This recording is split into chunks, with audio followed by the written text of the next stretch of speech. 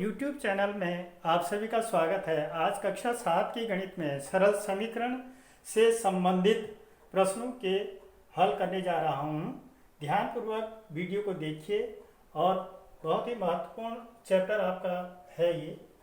तो चलिए, पहला प्रश्न है, निम्नलिखित सारणी के अंतिम स्तंभ को पूरा कीजिए। तो देखिएगा,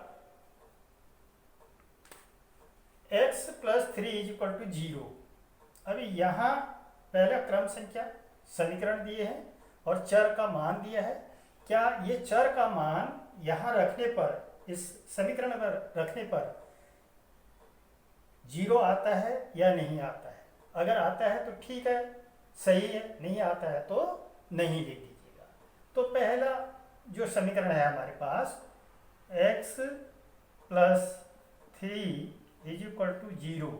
अब x की वैल्यू कितनी है यहाँ? 3। तो 3 + 3 = 6 आता है, नॉट 0। तो इसको लिख दीजिए नहीं। ये है पहला प्रश्न। दूसरा देखिए, x + 3 = 0। अब 0 रख दीजिए। 0 - 3 = 3। तो यहाँ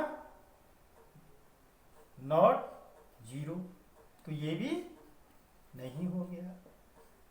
अगला है x + 3 = 0। अब वैल्यू रख दीजिए -3 + 3 = 0। तो ये हाँ संतुष्ट है। ठीक। अब इसी प्रकार चौथा प्रश्न देखिए, x - 7 = 1। x की वैल्यू 7, x - 7 = 1। वैल्यू रखेंगे 7 - 7 = 0, नॉट 1। तो नहीं लिख दीजिएगा। फिर है x - 7 = 1। तो यहाँ पर 8 रखना है। 8 - 7 = 1 = 1। तो इसको हाँ कर दीजिएगा। 5x = 25। तो 5 की वैल्यू पहले 0 रखेंगे, नहीं x की वैल्यू। तो देखिएगा, 5x = 25।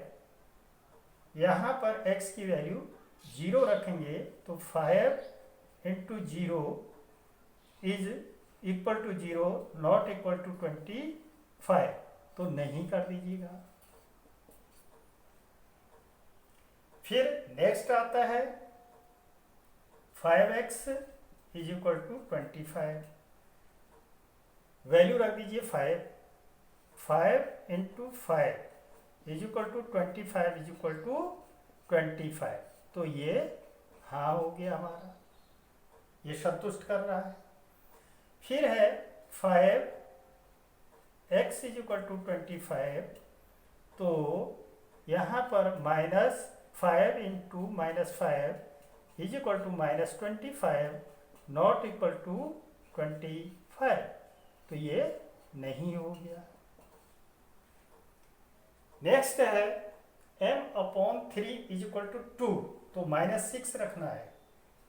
m/3 = 2। अब m की वैल्यू -6/3 = -2, नॉट इक्वल टू 2।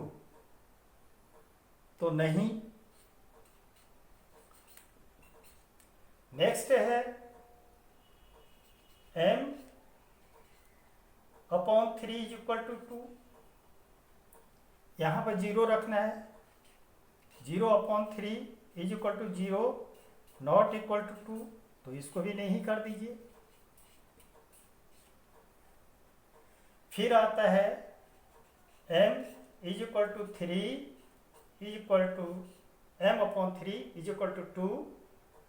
तो ये आ जाएगा हमारा 6/3। Is equal to 2 is equal to 2। तो ये हाँ हो गया। इस प्रकार से पहले प्रश्न का हल हुआ।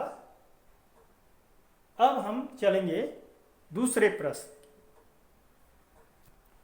हाँ, प्रश्न नंबर 2, जांच कीजिए कि कोष्ठकों में दिए हुए मान, ये जैसे n बराबर 1, दिए गए संगत समीकरणों के हल हैं या नहीं। इसको भी हम दो प्रकार से हल कर सकते हैं। एक तो हम n की जगह 1 रखकर या फिर n की वैल्यू निकाल कर। तो दो तरीके से। अब हम पहला जो तरीका है हमारे पास, n की वैल्यू इसमें 1 रख देंगे और वैल्यू आनी है n+5 इज इक्वल टू 19 के बराबर आना है। अगर 19 आता है तो ठीक है, अगर नहीं आता है तो फिर नहीं। अब हल हो गया यहाँ से 1+5 is equal to 6 not equal to 19। तो अगर n का मान जब हम 1 रखते हैं तो इसकी वैल्यू आती है 6, 19 नहीं आती है, तो नॉट इक्वल टू 19। तो ये हो गया हमारा नहीं। दूसरा खंड इसका b, n is equal to -2, 7 into -2 + 5 is equal to कितना आ जाएगा, इज इक्वल टू 7 × 14 ऋण 14 14 प्लस इज इक्वल टू, अब 14 में से 5 घटा 9, ऋणात्मक मान बड़ा है तो ऋण 9, ठीक, ऋण 9 आया, नॉट इक्वल टू 19, 19 के बराबर नहीं है, ठीक, 19 के बराबर नहीं है, तो ये हमारा नहीं है। Number 3 C, 7 into 2 + 5 is equal to 14 + 5 is equal to 19 is equal to 19। ये हल है, ठीक, संगत हल है। अब आता है डी खंड। हाँ, प्रश्न नंबर 2 का डी खंड। 4p - 3 is equal to 13, p is equal to 1। तो वैल्यू रखने पर 4 into 1 - 3 is equal to 4 - 3 is equal to 1, not equal to 30। तो ये नहीं हुआ, ठीक।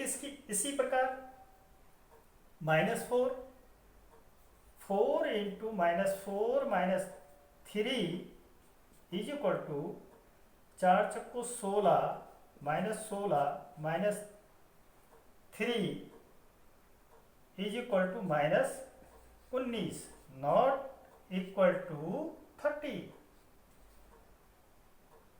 16 ऋणात्मक मान है और 3 भी ऋणात्मक मान है, दोनों को ऐड कर देंगे -19, और दोनों का मान -19, दोनों का योग, और यहाँ 13 है, तो 13 नहीं आ रहा है, इसको भी हम नहीं कर देंगे, नॉट इक्वल टू 30। 4, अब 4 into 0 -3 is equal to 0 - 3 is equal to -3, not equal to 13। ये भी इसका हल नहीं है। तो इस प्रकार से इन प्रश्नों का हल निकाला जाता है। अगर इसी को हम एक दूसरी विधि से बनाएं तो ध्यान दीजिएगा, डी का ही मैं सेकेंड मेथड देखिएगा। जैसे हमारे पास 4p -3 इज इक्वल टू 13, इसको इधर ले जाइए, 4p is equal to 13 plus 3, 4p is equal to 16, p is equal to 16/4, तो ये 4 आ जाएगा। तो यहाँ 13 आ रहा है, इसका नहीं 1, तो 4 यहाँ 4 आ रहा है, तो ये इसका हल नहीं हुआ। इस तरह से भी हम इसको ज्ञात कर सकते हैं, लेकिन ये मेथड आप putting the value of p in the form equation, और इस प्रकार से हम प्रश्नों का हल निकाल सकते हैं।